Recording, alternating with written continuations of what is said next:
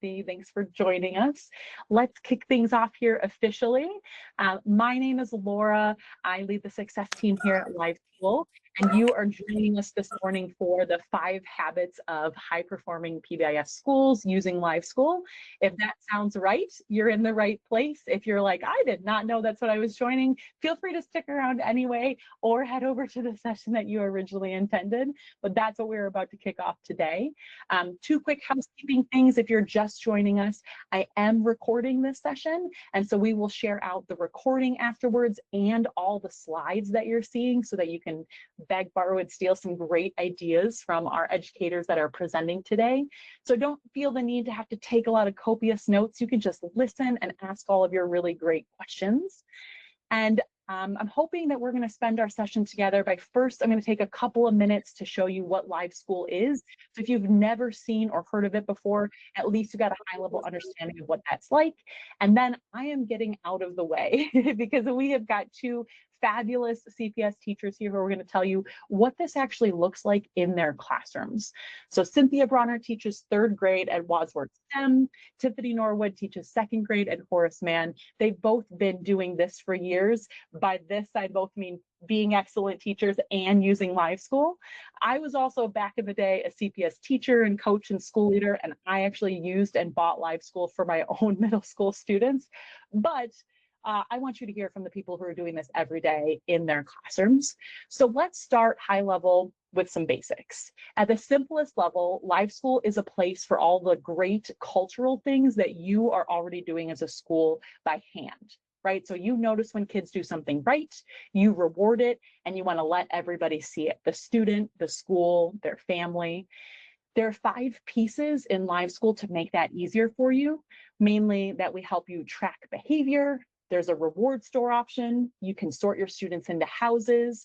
You can track your students in the hallway, and then you can update all of your families.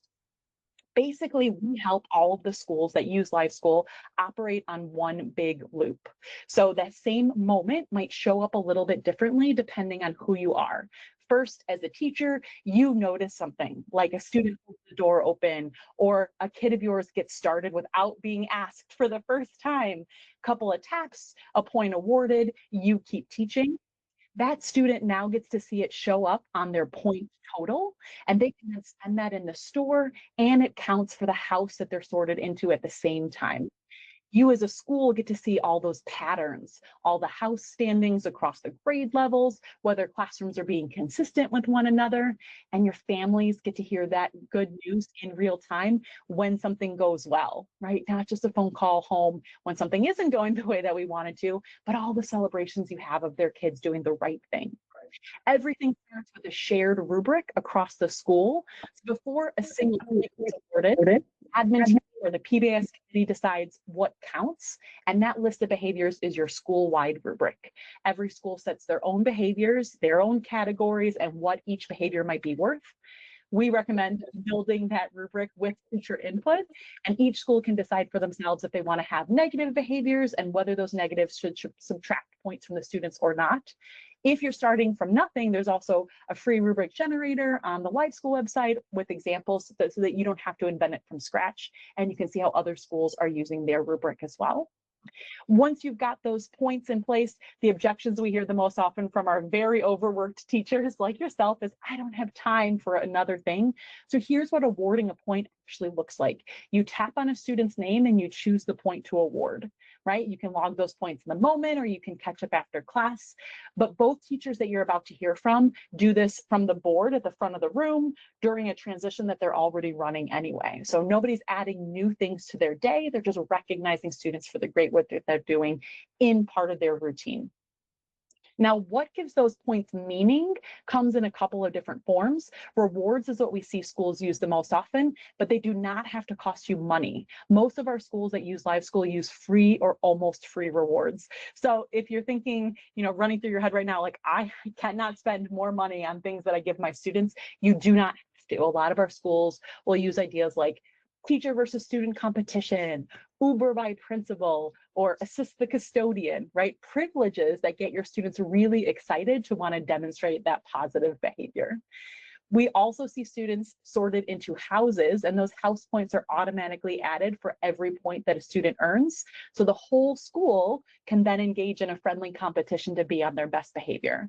LiveSchool can randomly assign all of your students for you automatically and balance them by grade level, or you can choose how to sort your students, have an NFL draft, have a sorting hat, however you'd like to make that happen.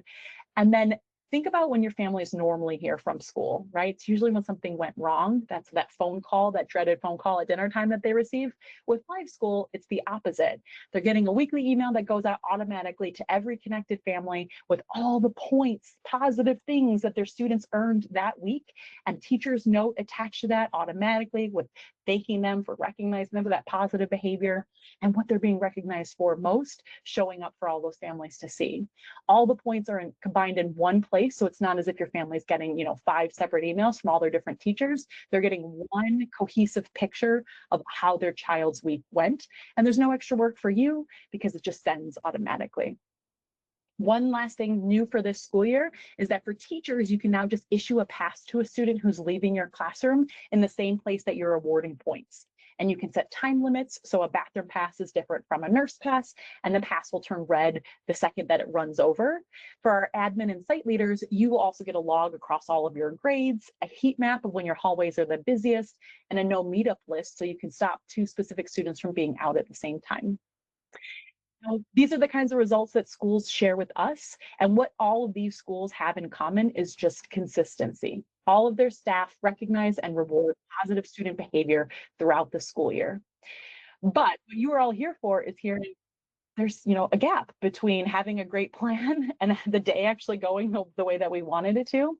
So whether you are rolling PBIS out for the first time this year, or you're on year 14 or somewhere in between, the distance between your plan and how the day usually comes together comes down to a handful of habits. And so here are the 5 that we hear from schools most often. 1 is reward the habits, not just the behavior. 2 is let your consistency compound across the week. 3 is to give the point somewhere to go. 4 is to make it visible beyond one classroom. And 5 is to back it with leadership that's responsive. But rather than me explaining any of those, I asked 2 teachers who actually live these habits to share their own stories. And we're going to start with Cynthia Brawner at Wadsworth STEM. So Cynthia, that first habit about reward. Hi, everyone. Welcome. So here at Wadsworth STEM, first, Cynthia Brawner, I teach 3rd grade. What I do to actually have my students buy into LiveSchool is I reward them for attendance. So I'll just give you a typical week. You come to school Monday, you get the point for daily attendance, and there's another one for being on time. So you get those 2 points. As the week goes on, if you come to school on Tuesday, you still get the attendance point, but your daily attendance now is 2 points. And then by Friday, if you came to school every day, you've earned 5 points for the daily attendance, as well as just coming to school every day. And that has been a great incentive to the students, because just coming to school for the daily attendance, if you do the math, what you got, like 5, 4, 3, 2, 1, add that up, those are extra points they get, along with the 5 points for coming every day.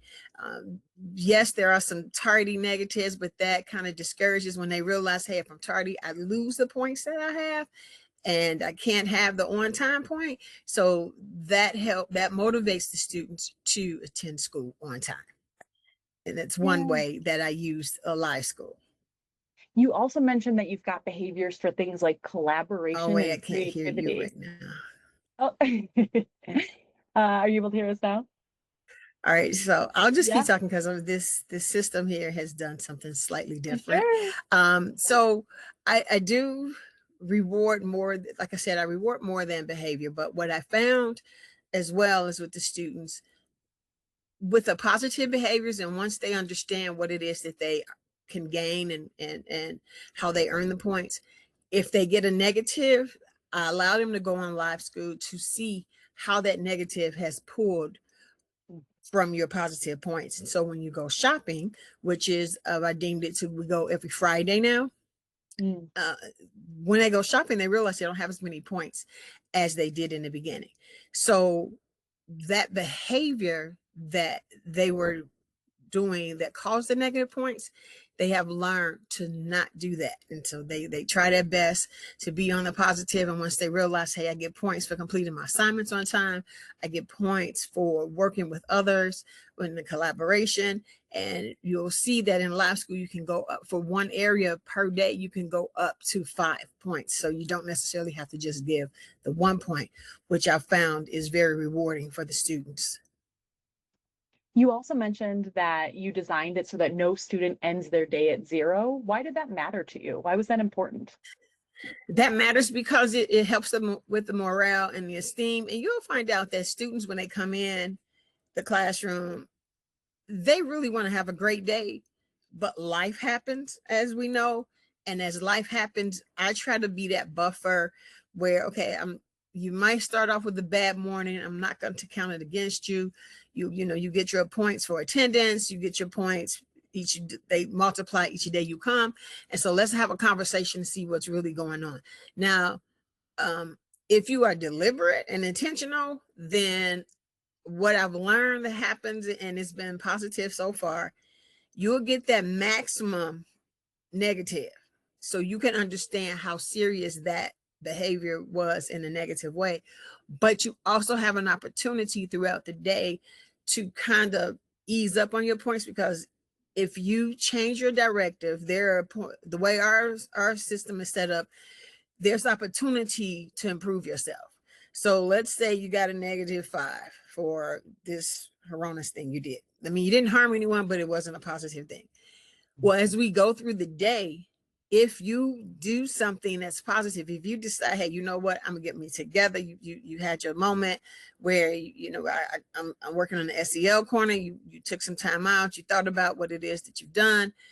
Now you come back into the groove and with the groups, and you're working with someone, you're helping with someone, you get the max on those. So changing your attitude and change, and not me telling you to change. Like I want the students to discover this on their own. I mean, I'm going to guide you, but I want them to discover it on their own. And I try not to give out too many negatives, because again, it'll set them up to, hey, you know what, if this is what my day is going to be like, why bother to try to do good? But when they see those opportunities to do that, they are being rewarded for doing well, and that it's a fair game, they end up not having a 0 by the end of the day. Yeah. And you mentioned that consistency, and a really specific way of recognizing your students is that points are worth more on the Friday when their streak is kind of enabled. How Right. does a student go from earning like 1 point a day to earning 5? What does that look like? As far as the attendance goes, or just with anything? With anything, yeah. Okay. So the way our rubric is set up, I'll just take collaboration for a moment.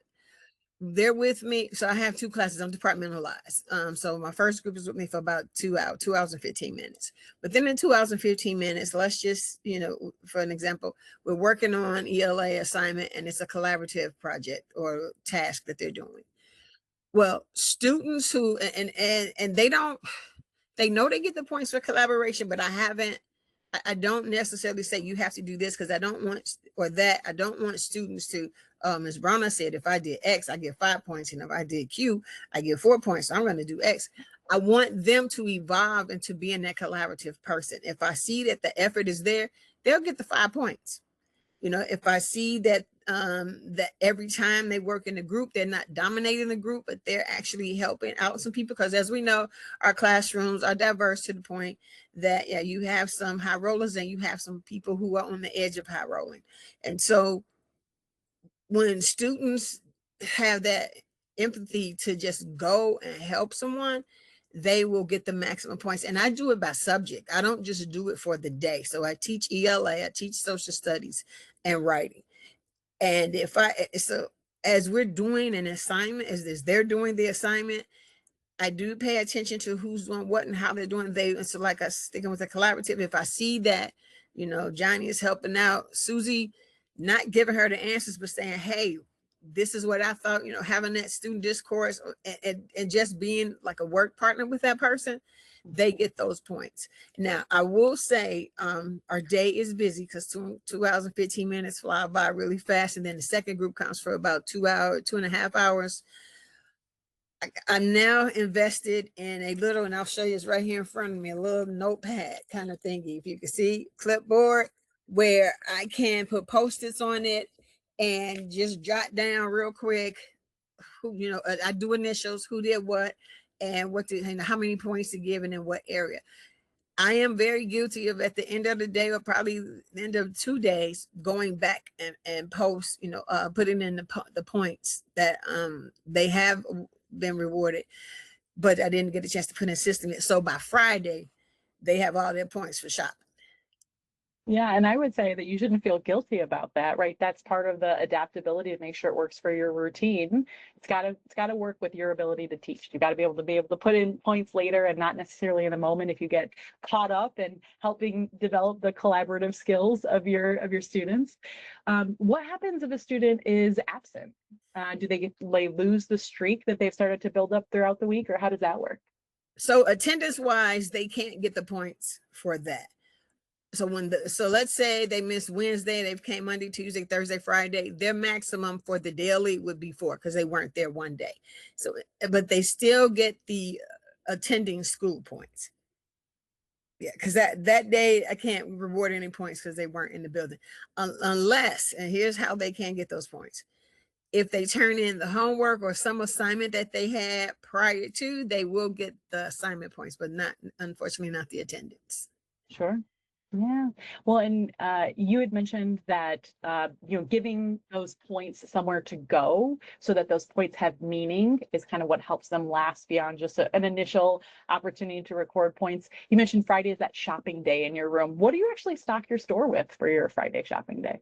So there's the school store and there's the private store. I am a big fan of Donuts Choose. I do a lot with them, and usually I will have an overage of supply of things where we didn't use them all for the project. And so whatever I have left over, if I see that the kids really like it, I'll put some of them in the store. For example, I had earbuds that were in different colors. And so when their I actually now think they probably deliberately made those headphones not really work as well, so they could buy the earbuds. But what I had done, I had maybe 20 earbuds left and 4 different colors. So I set it up like a real store, an e-commerce store. I had the quantity of how many were left or how many I had in stock, and they would purchase. And then on Fridays, now I did not give the items on Friday. So that was the difference with my store and the school store. They couldn't get their items until Monday because I needed the weekend to go pull the list to see what it is that they requested. And then I'll have them for them on that next school day.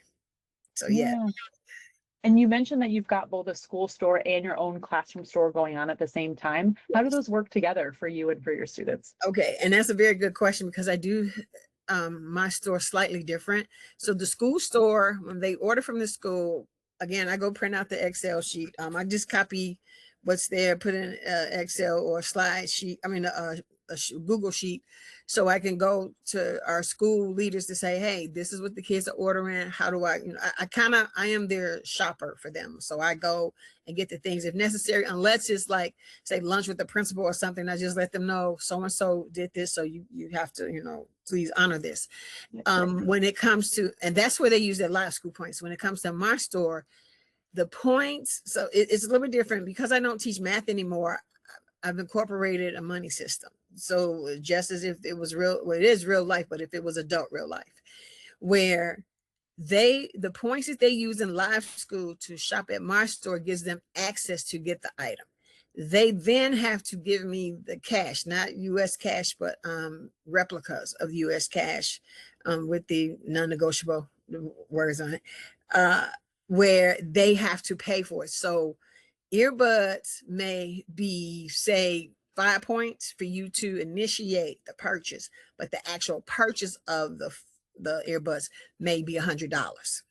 Mm-hmm. So they have to give the $100 to actually get them. And I still go pull the order out because I'm showing them how money, since I teach social studies, I'm showing them how all the things that they've learned in school comes together, and it's under the umbrella of social studies. In a sense, you got to survive, you got to have money to live, you have to be able to go shopping, and so why not just do it in the classroom?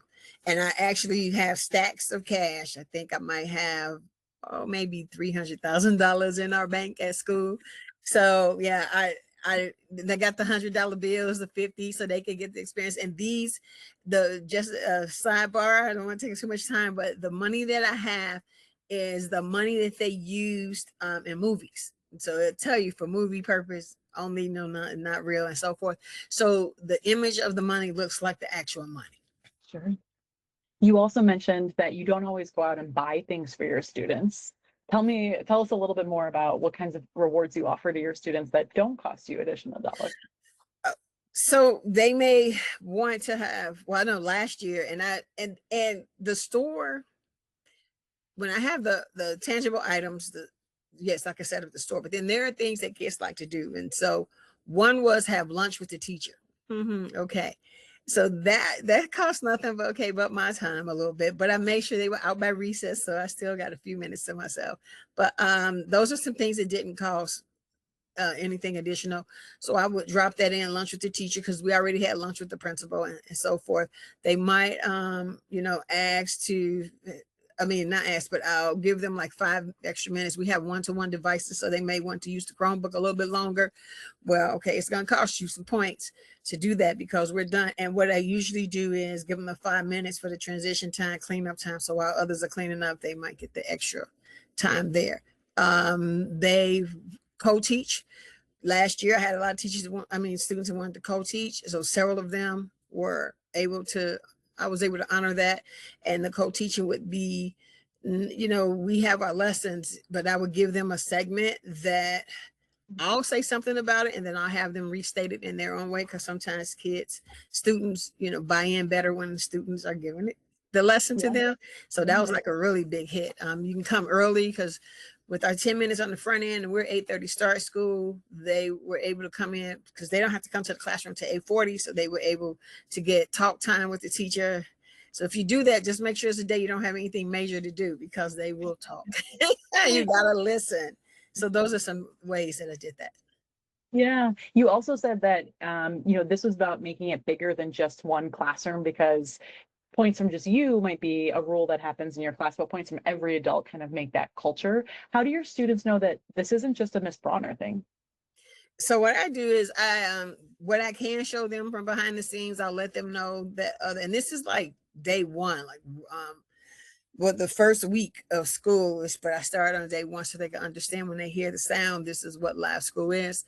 I let them know that no matter where they go in the building, no matter where they are, hallway, lunchroom, or in another teacher's classroom, that LiveSchool points can be given, and that I can see them and they can see them as well to see who awards them. Since I share on students with my colleague, Ms. Johnson, we kind of show them, hey, this is what you're doing in math. This is what you're doing, in science. This is what you're doing in ELA and social studies and writing. And so we let them know where they are, and we let them see the other teachers.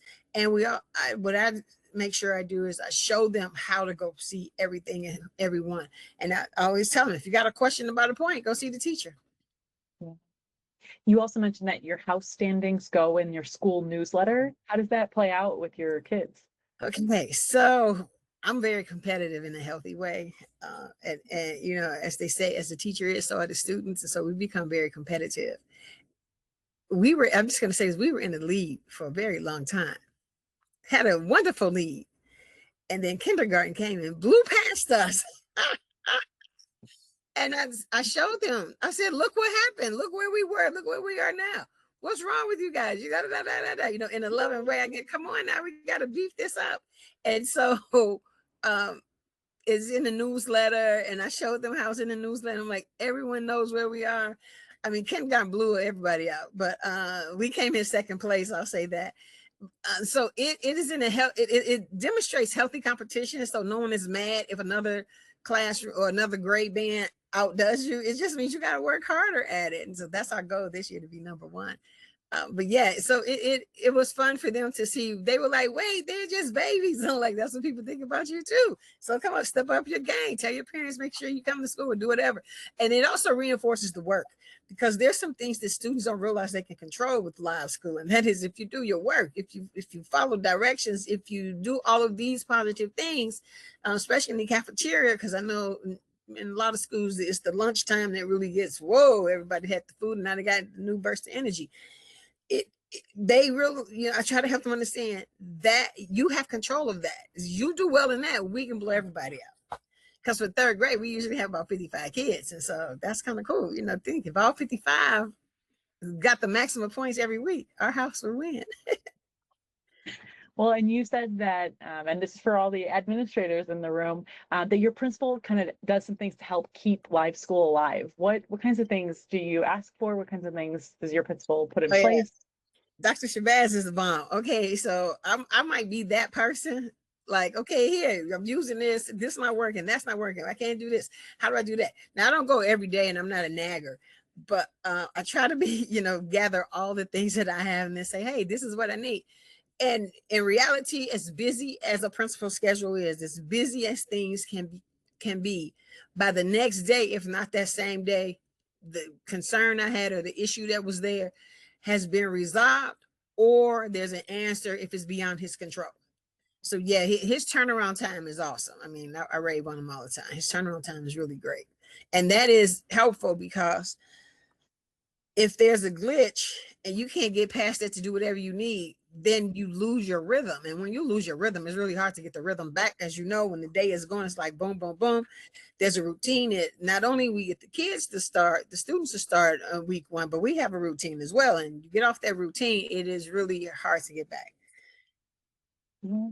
Well, and we want to be, you know, show the honesty behind all the things within LiveSchool, setting it up, how there's still elements of it that are difficult. Tell us a little bit about, you know, what's still hard about using LiveSchool. What are the parts that haven't been totally solved yet?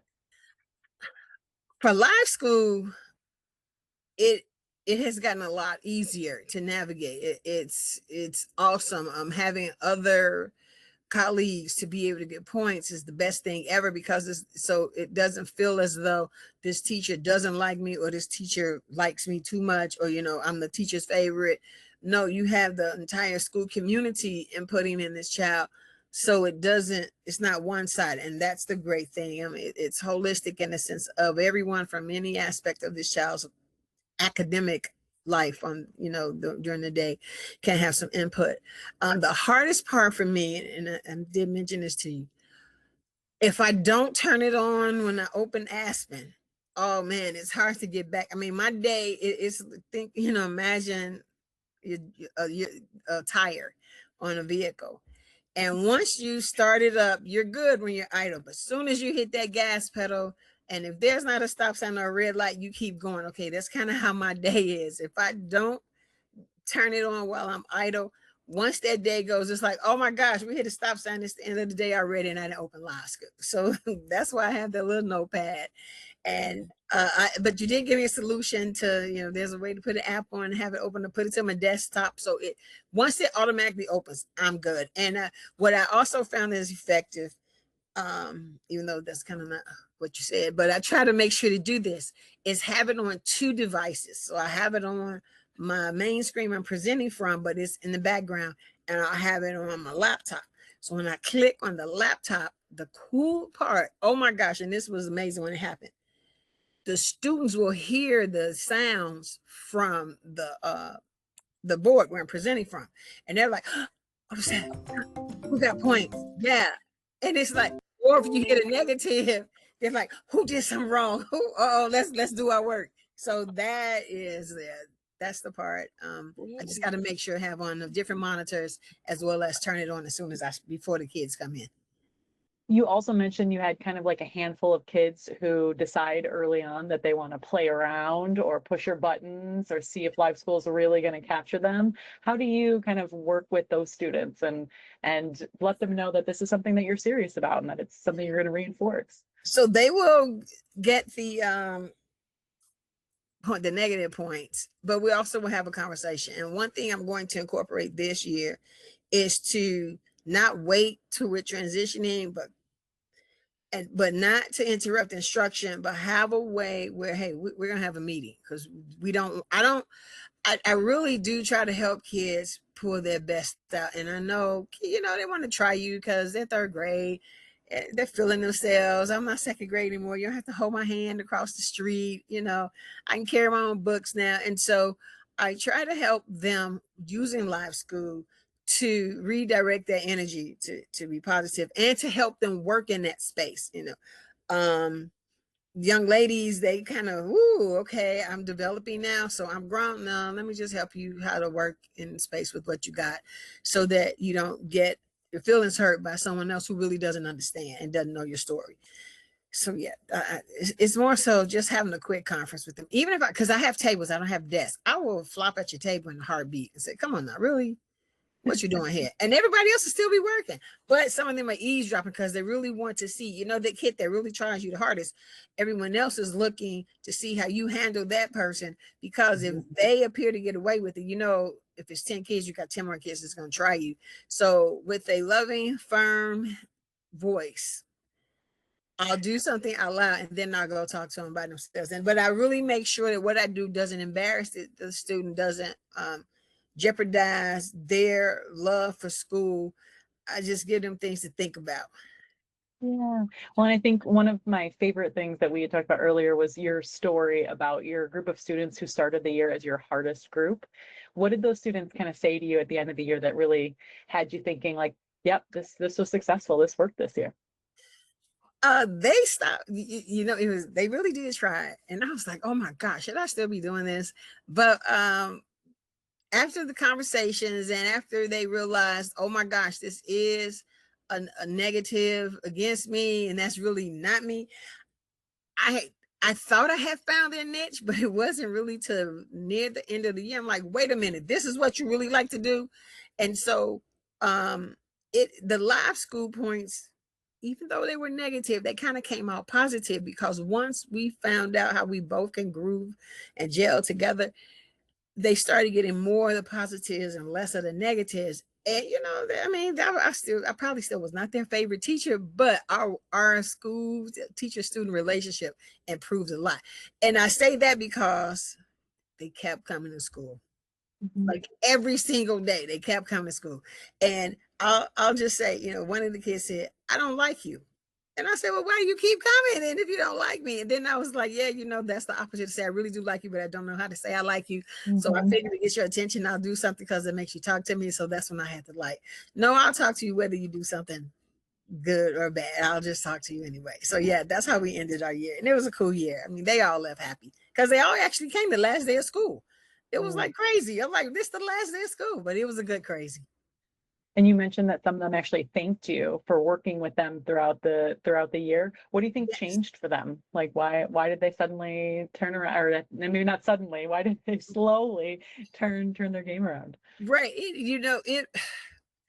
I don't try to be their friend, but I try to be that person that they can trust. And we both respect each. I really do respect children, and I show them that. I don't take the attitude of I'm the teacher, you're the child, you have to do as I say, da da da.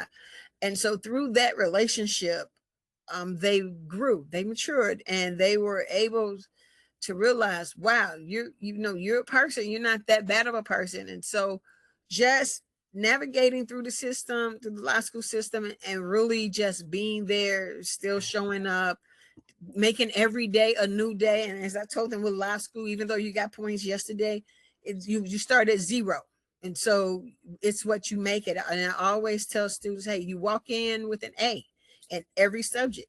How you leave is based on the type of work you do and what you put into it. So that's what I think, brought them to realize, all right, this is not a bad place after all. Yeah. Well, and I think, you speak so well to this. It's just consistency. You did those same small signals every day from you and from all of your colleagues in the building. And we just want to say thank you so much for sharing your story. This has been absolutely delightful to get to hear how you actually implement. And I think what everyone is hearing is it's not just LiveSchool as a tool, but you are just putting into place positive behavioral intervention and supports for all of your students. This is just a way to kind of digitize that to make that available. available.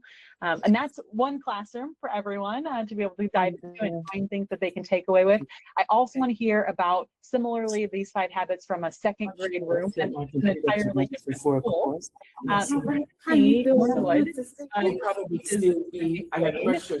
at Horace Mann, and is going to share a little bit about how she's got, been in CPS for 7 years. She's used LiveSchool in kindergarten and first grade and in second grade. Uh-oh, you're on mute.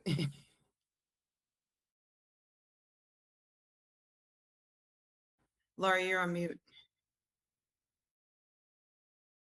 Sorry, Tiffany, you've been obviously in TPS. You've done LiveSchool with kindergarten, with first grade, with second grade. Could you start by kind of telling everybody, why did you stop taking points away? So I mainly use LiveSchool as far as accountability and holding themselves accountable within their actions.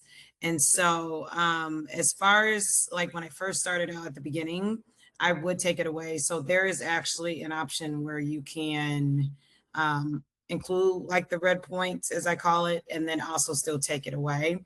But I noticed in kindergarten, it was kind of counterproductive. Like they were really fixated on the fact that they were always losing points.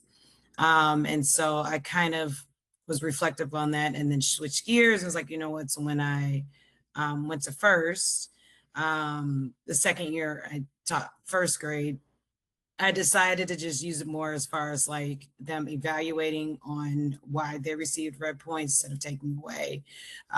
So I noticed that helped them too, as far as with being motivated and helping them to, like, to better understand why they received the red points. And what I do too within the red points, I have specifically what they did, what was the action, why they received it, and then how they can work better so that they can kind of minimize getting the red points. Yeah. And so a red point, you don't like to take those points away. It just kind of shows what happened. Can you tell us a little bit more about, like, what does that tell students? What does that tell families? So as far as with the red points, it still gives them like notification. It's not really like a punishment. And then usually what I do with any of their negative actions, I'll give them a couple of times. So usually I give them a first warning, and then after that redirection, and then if it still continues, they get the red point. But then what I do is I give them the red point, I do notify them of the reasoning of that and why they get that, if it continues like throughout the day. And so with that, like some of the expectations, like maybe hands to yourself, facing forward, level 0. And if it's like a continuation, then we will have a conference.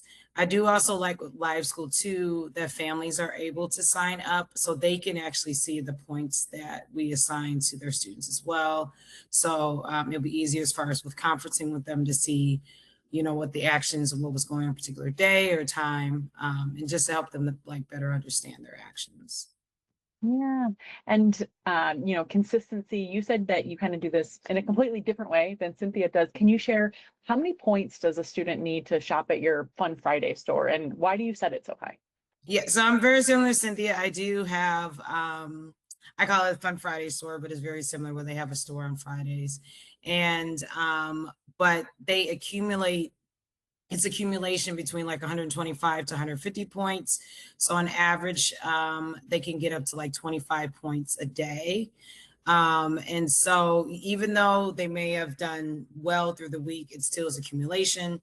If they're not here, they don't receive any points, and the balance, it does carry through the week, actually through like the various weeks. So what I usually do is in the morning, when we do morning meeting, we have a Promethean board. So I actually like what Cynthia was saying, when you put it on your computer, and for those that have Promethean boards and you attach it to your computer, it actually makes the noise. So I actually will have that up throughout the day for them. So it's really nice with the notifications so they can see who's getting the points. And then if they're getting like negative red points, it does like a want sound. So they're like, uh-oh, who has like those points now? And so with that, So like on Fridays when I put up like the accumulation board. So there's another board that shows, you can actually show it as points or you can show it as coins. So in second grade, they actually don't learn coins more until like middle of the year. So at the beginning, I still use with the points, and then I get more into like the coins as the time goes on. But it's nice within that because it's more so like I do like with the flat points where it is 125 points. So they have to have a minimum of 125 points in order to get anything from the Fun Friday store. A lot of times what I'll do is we'll get donors, we'll donate things. I'll buy like little treats and candy because I don't like candy in my classroom, but like on Fridays as a treat from the Fun Friday store, I have that. Just like little initiatives for the students. And so it helps them to like get really excited and want to work towards, and not just weekly, but like ongoing. And can a student earn their way into the store then by having only one single good week, or how do they have to show that they're demonstrating like positive behavior to you over time?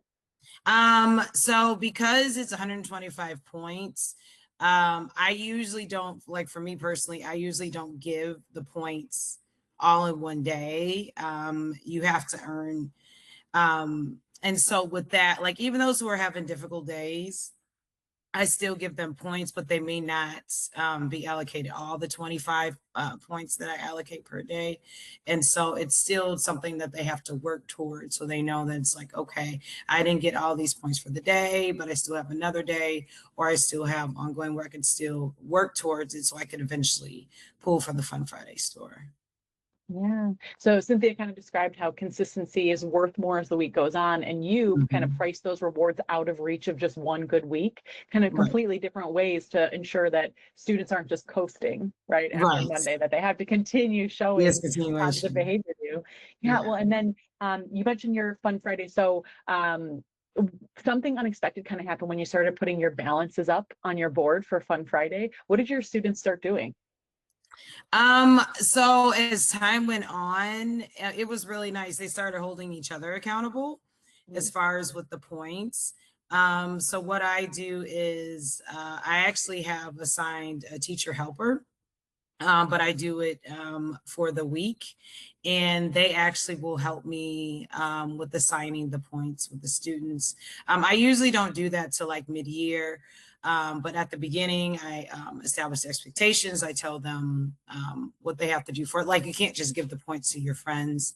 And so with that, it was nice too, because not only were they holding themselves accountable, but their peers were holding themselves like each other accountable, which was really nice because I noticed as like time went on, I didn't have to say, okay, so this way. It's like the kids would be like, uh-oh, you did this, so that's why this happened. So they started having more of like conversations amongst each other, which I think is nice because it gave them more of an ownership as far as their behaviors, within understanding the expectations of the classroom and then how to work better with that.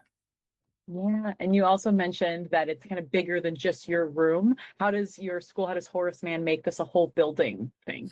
Yeah, so at Horace Mann, they actually will do like school-wide initiatives, like they'll do schools that have the highest points. Our classroom has had it a couple of times within the school. So they'll have like a pizza party, they'll do like an extra recess. The school actually has their own store as well outside of just the individual classroom. So they'll have kids pull from that. And then they also on the PA, like every Friday, they'll announce like the classrooms that have the highest points, LiveSchool points, and they have like a little celebration. And so it's really nice to be recognized, not just individually within the classroom, but as a whole school too.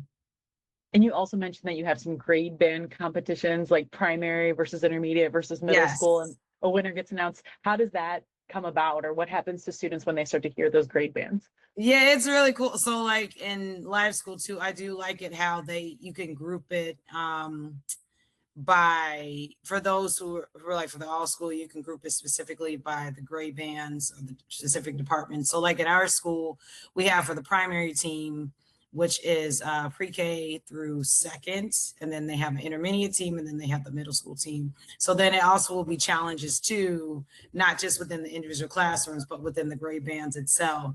And so it's nice too, because we all will work together as like a primary community, be like, okay, what we got to do to beat the middle school, or, oh, they only have this, so we have to make sure we do this as a whole. So it's a really nice, friendly competition.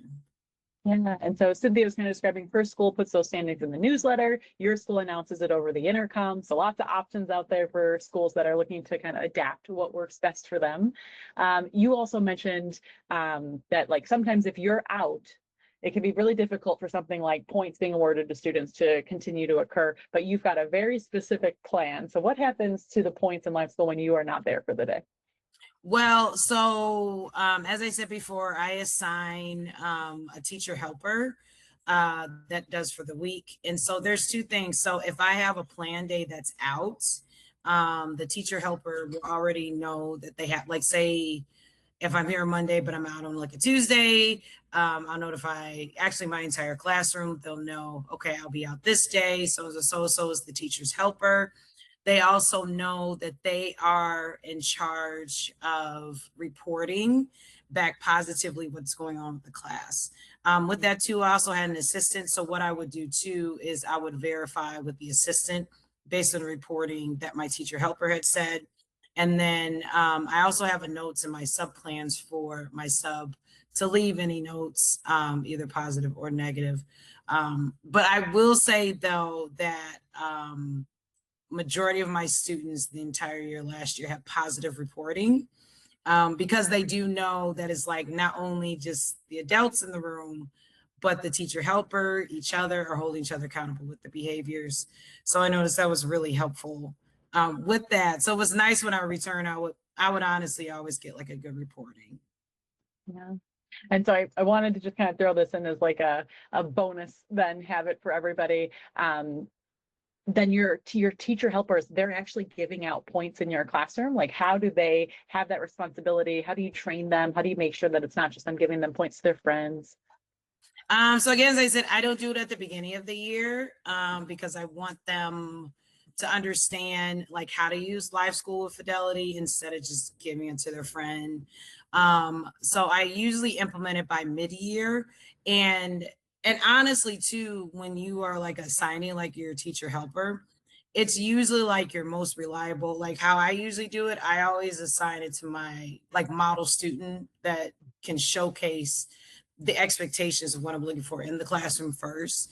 And so with that, I think they're like a good peer modeling with that. And so with that, they're able to monitor and then report as far as how their classrooms, our classmates are doing as a whole. Yeah. Well, and just to emphasize what Tiffany is saying here, if you're sitting out there in the audience right now and you're worrying like, I am already drowning, I cannot add one more thing. Tiffany is basically describing how her 8-year-olds are helping her run this program and provide that really great feedback to each other, and how this is a cycle that you've now created within the classroom itself. What happens if you forget to give points to students? Do they just kind of sit quietly? No, they do. It's really funny. So it happens especially a lot during like testing time, because we all know as teachers, when there's like a testing schedule, we're like, okay, we got to get through this. And then like sometimes I'll forget because it's a schedule we have to do. And my class would be like, Mrs. Norwood, you forgot to do the LiveSchool for this. So it's like, okay, so as a class, or like they'll raise their hand and like politely remind me about it. So I really love that, because it's like not only are they holding each other accountable, but they remind me as well as far as like with the usage of LiveSchool. So I really love that, because it puts the accountability and autonomy back in their hands instead of just me directing to them all the time. Yeah. Well, and just to make sure that you also get a chance to talk about the things that are not the easiest, right? Because LiveSchool can be hard to implement, or any kind of system. Was there a point where you felt like this almost fell apart for you? Yeah, as I said at the beginning, when I first taught kindergarten, deducting the points was really, really difficult as far as for the students, because they struggled with like, especially those that had more of like the high flyers, difficult behaviors, they were extremely like deflated. And they were like, I don't care. I'm going to get a red anyway. I'm going to lose points anyway. I can't get nothing from the store anyway. And so with that, it's just trying to look at that, because I've noticed too, like with LiveSchool, it definitely has helped a lot of those specific students who needs a little more like redirection, so that they can kind of understand with their behaviors. And so the main goal is for me is for them to understand the why and then how they can move forward to do better. And so I noticed when I changed from just always removing it, that's when they were like, okay, I have red today, but it was more so as a notification to this specific behavior, but that doesn't mean I still can't earn more in order to get items for the Fun Friday store. You also mentioned that you used to use a card chart before you used LiveSchool, like red, yellow, green. What was different about that Yes. system between what you do now? Yeah, so actually I did the old PBIS way. I did with the chart where it was red, yellow, and green. I did that prior to the implementation of LiveSchool. And what I was noticing with that was the students really didn't, like, they understood the colors, but they really wasn't reflective on the individual actions and why they receive red. Okay, yellow was caution, but it's like, okay. But I noticed it was very difficult, especially for those that were constantly on red. It's like they really wasn't that reflective. It's like they would look on the board, they're like, okay, I have a red card. But they really wasn't thinking about their actions and being reflective about it. And so actually I only did it for a year, because then after that we did LiveSchool, and I noticed a huge improvement from it, because that was the key thing of them just understanding their behaviors, understanding the negative behaviors, and then how to be reflected on how to change it. One last question, because I think it's generally useful for all the teachers that are teaching different age levels out there. Was there a difference between how your first graders and how your second graders took to LiveSchool? Yeah, so I was actually blessed last year of looping with my kids. So half of my class actually knew, but it was nice though, because with that, because I had already given them autonomy within LiveSchool, like the new students that were new to my classroom, they were actually able to like school them and teach them as far as like how it works in the classroom. So it was really nice as well, because again, it was like it gave them autonomy within the classroom instead of me being so directive on them and teaching them about that. So it was nice. Yeah, that was nice. Yeah. Well, if you take anything away from both Cynthia's story and Tiffany's story, we're hoping that you take kind of these 6 things. I know we promised you 5, but we couldn't help throwing in that 6th one. So name the habits that you want, make that consistency worth more, pick a spending day, put your standing somewhere public, and kind of ask your admin for improvements. And the 6th one that you've now heard straight out of Tiffany's classroom, let a student run it. Right? So rotate a helper every week. Peer accountability is going to land better amongst all of the students than just the adult accountability. And the class will remind you when you forget.